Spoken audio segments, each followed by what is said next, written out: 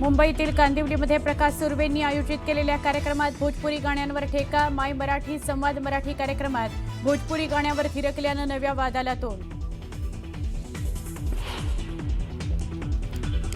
आदिवासी विद्यार्थ्यांच्या आंदोलनावर अद्यापही तोडगा नाही. मंत्री उईके आणि मंत्री झिरवळ यांच्या भेटीनंतरही विद्यार्थी आंदोलनावर ठाम.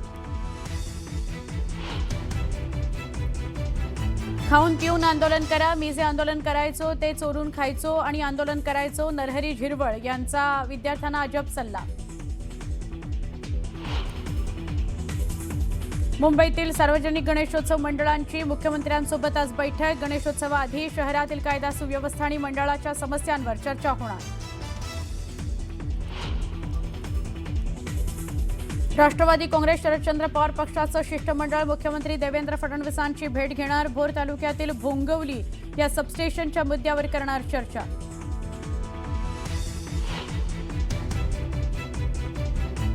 मुंबईकरांच्या खिशाला आणखी फटका बसणार. 1 सप्टेंबरपासून रिक्षा आणि टॅक्सी प्रवास महागला. रिक्षाचं भाडं 1 तर टॅक्सीचं भाडं 2 रुपयांनी महागलं.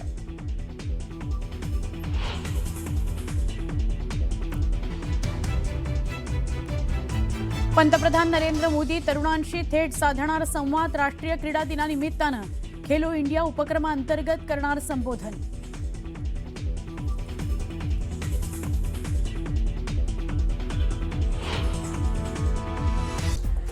धाराशिव बीड जिल्ह्याच्या सीमेवरील मांजरा नदीवरील पूल हा गेल्या वर्षी अतिवृष्टीमध्ये वाहून गेला. मात्र वर्ष उलटलं तरी या पुलाची दुरुस्ती झालेली नाहीये. प्रशासनाकडे वारंवार मागणी करून देखील दुर्लक्ष होत असल्याचा आरोप शेतकऱ्यांनी केलेला आहे. पूल नादुरुस्त असल्यानं शेतकरी आणि वाहन चालकांना रात्री अपरात्री जीव मुठीत घेऊन प्रवास करावा लागतोय.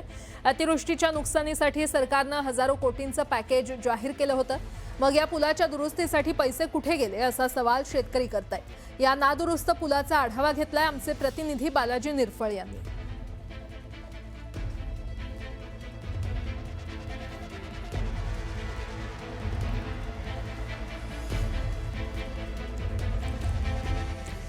नागपुरातील शिवाजी सायन्स कॉलेजच्या मुलींच्या वसतिगृहातील जेवणाबाबत गंभीर तक्रारी समोर आलेल्या आहेत. काँग्रेस नगर धंतोली परिसरातील या वसतिगृहाच्या मेसमधील जेवणात किडे आणि अळ्या आढळल्याचा विद्यार्थिनींचा आरोप आहे. याचे व्हिडिओ देखील सोशल मीडियावर व्हायरल झालेले आहेत. गेल्या 1.5 ते 2 वर्षांपासून जेवणाच्या गुणवत्तेबाबत तक्रारी करून देखील दुर्लक्ष झाल्याचा आरोप पालकांनी केलाय. मेसच्या स्वयंपाकघरातील स्वच्छता आणि अन्न सुरक्षा नियमांच्या पालनावर देखील प्रश्न उपस्थित झालेले आहेत. तसंच तक्रार करणाऱ्या विद्यार्थिनींना धमकावल्याचाही आरोप आहे.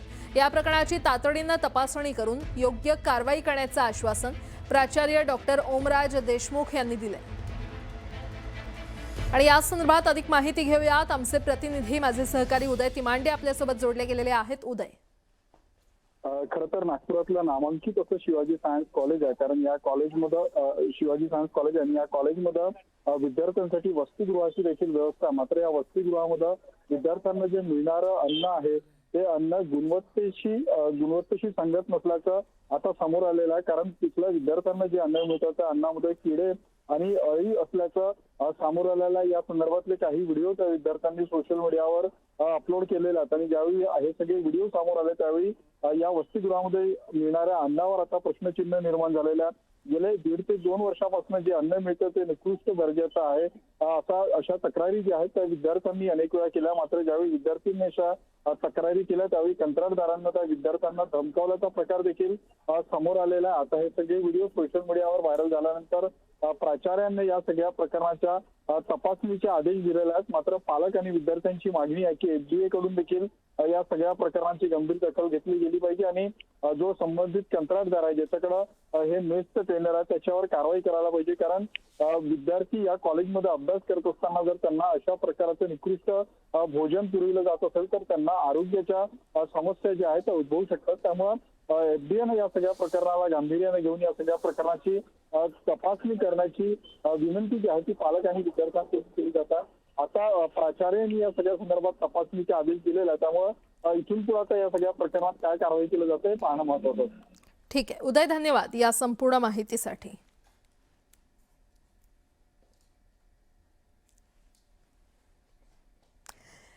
धाराशिवमधील उद्धव ठाकरेंचे 5 नगरसेवक भाजपमध्ये प्रवेश करणार होते आणि त्यासाठी मल्हार पाटील यांच्या टीम सोबत ते मुंबईच्या दिशेने निघाले होते. मात्र इंदापूरमधूनच त्यांनी यू टर्न घेतला आणि धाराशिव गाठलं. त्यानंतर खासदार ओमराजे निंबाळकर यांच्या माध्यमातून हे नगरसेवक ठाण्यात पोहोचले. या सर्व नगरसेवकांनी उपमुख्यमंत्री एकनाथ शिंदे यांच्या उपस्थितीमध्ये शिवसेनेमध्ये प्रवेश केलाय. त्यामुळे मल्हार पाटील यांच्या ऑपरेशन लोटस 2.0 ला ओमराजेंच्या ऑपरेशन टायगरनं ब्रेक लावल्याची चर्चा आहे. दरम्यान नगरसेवकांच्या फोडाफोडी मागे पैशांचं राजकारण झाल्याची कुजबूज देखील शहरात सुरू आहे.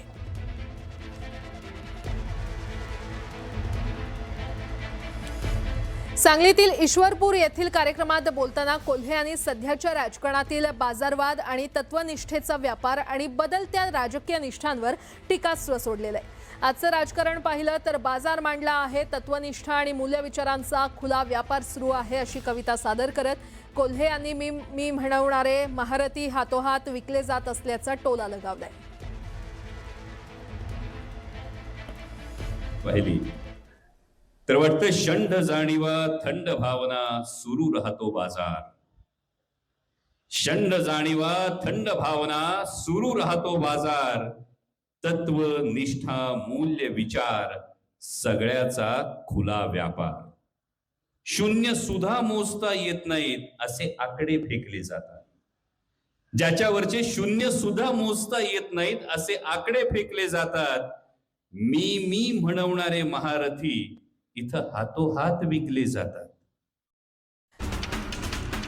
जळगावच्या अमळनेर तालुक्यामध्ये पावसानं तब्बल 15 ते 17 दिवस दडी मारल्यानं शेतकरी पुन्हा संकटात सापडलेला आहे. चिमनपुरी आणि अटाळे परिसरात पावसाअभावी जमिनीतील ओलावा कमी होत असून कापूस पिकाची वाढ खुंटलेली आहे. तर कापसाची पानं लालसर पडू लागल्यानं लाल्या रोगाचा प्रादुर्भाव वाढण्याची भीती निर्माण झाली आहे.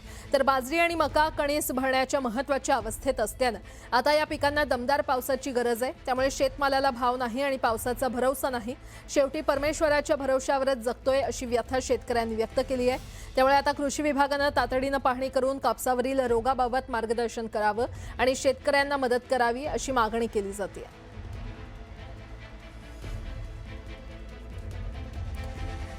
आखाती देशातील युद्धजन्य परिस्थितीचा फटका जळगावच्या चटई उद्योगाला बसलेला आहे. आखाती देशांसह युरोप आणि अमेरिकेमध्ये होणारी चटईची निर्यात जवळपास ठप्प झाली आहे. गेल्या 6 महिन्यात या उद्योगाला 200 ते 250 कोटी रुपयांचा फटका बसल्याचा अंदाज आहे. दरमहा आखाती देशात जाणारे सुमारे 30 कंटेनर थांबलेले आहेत आणि त्यामुळे तयार माल कारखान्यांमध्येच पडू नये.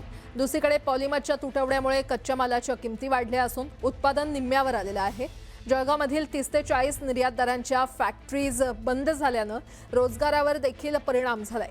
याबाबत चटई उद्योग संघटनेचे अध्यक्ष महेंद्र रायसोनी यांनी चिंता व्यक्त केली आहे. युद्ध सुरू झाल्यापासून ज्या पॉलिमर्सच्या किमती आहेत त्या प्रचंड वाढलेल्या आहेत. युद्धापूर्वी साधारण जे 90 रुपये किलोपर्यंत आपल्याला रॉ मटेरियल मिळत होतं त्याच्या आजच्या घडीला किमती जवळजवळ 150 रुपयापर्यंत गेलेल्या आहेत आणि इतकी प्राईस हाईक मार्केट ॲक्सेप्ट करायला तयार नाही आहे. त्यामुळे याचा विक्रीवर खूप गंभीर परिणाम झालेला आहे. बरेचसे प्लॅन्ट चटईचे बंद झालेले आहेत किंवा जे काही सुरू आहेत ते 50% इफिशियन्सीवर सुरू आहे. कोट्यावधी रुपयाचं आपलं उत्पादनाचं याच्यामध्ये लॉस होतो आहे.